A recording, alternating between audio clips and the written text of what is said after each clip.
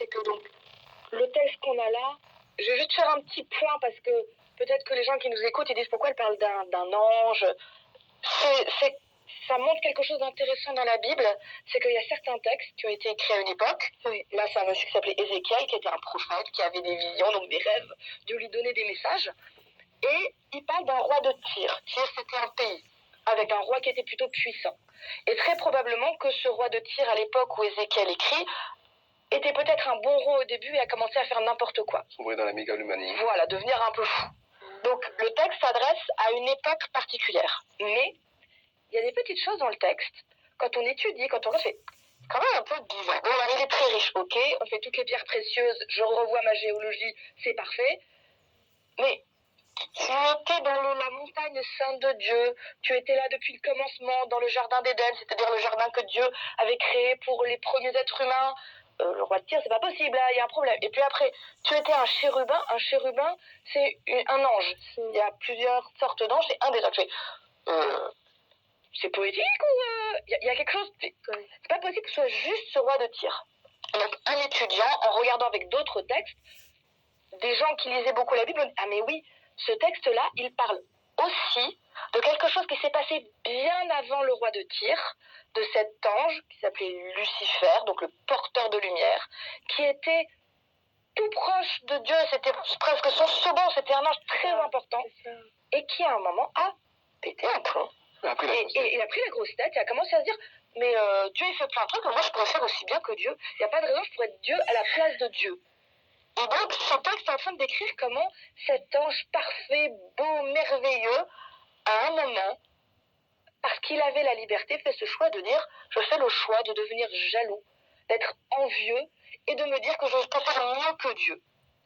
Et là le mal, quelque part, né en lui, pas que le mal n'existait pas avant, la possibilité du mal a toujours existé puisque Dieu laisse la liberté. Mais là, ça s'incarne quelque part, un être commence à agir en accord avec le mal. Et ça va avoir des conséquences terribles parce qu'il va, j'ai envie de dire, en contaminer d'autres, il va réussir à les convaincre de sa façon de voir en disant Dieu vous aime pas vraiment, Dieu fait des lois trop dures, Dieu dit qu'il en veut, mais c'est pas vrai, en fait il veut vous empêcher d'atteindre votre plein potentiel. Et donc ce texte il est important parce qu'il dit le mal c'est pas juste chez nous sur notre terre, c'est quelque chose, c'est un concept qui est là parce que si on l'enlève il n'y a plus de liberté. Mais le mal n'est jamais en Dieu, il n'y a rien de mal chez Dieu. Mais alors du coup, je reviens, tu m'as dit quelque chose qui est très très intéressant pour moi. Déjà de ange de lumière, il tombe à ange des ténèbres. Ça mais surtout, on ne dit jamais ange des ténèbres, il me semble, dans la Bible. D'accord. Les titres qu'on peut lui donner, c'est père du mensonge. Père du mensonge, donc ange de lumière, accusateur des frères, accusateur, et le père du mensonge. Oui, parce qu'on ne peut pas mettre ange derrière une personne pareille aujourd'hui, mais comment il a fait pour contaminer autant de monde avec lui? C'est quand même... Alors voilà, c'est une forme de symétrie qu'il y a entre la dynamique positive du partage, de l'amour, de la liberté. D'accord. Et de l'autre côté du miroir, du côté obscur, si j'ose dire, la volonté, une sorte de prosélytisme de la calomnie, de la critique, et puis de la mise en avant de son ego. Et à partir du moment où tu prends quelque part son ego, tu as beaucoup de puissance et beaucoup de pouvoir sur lui.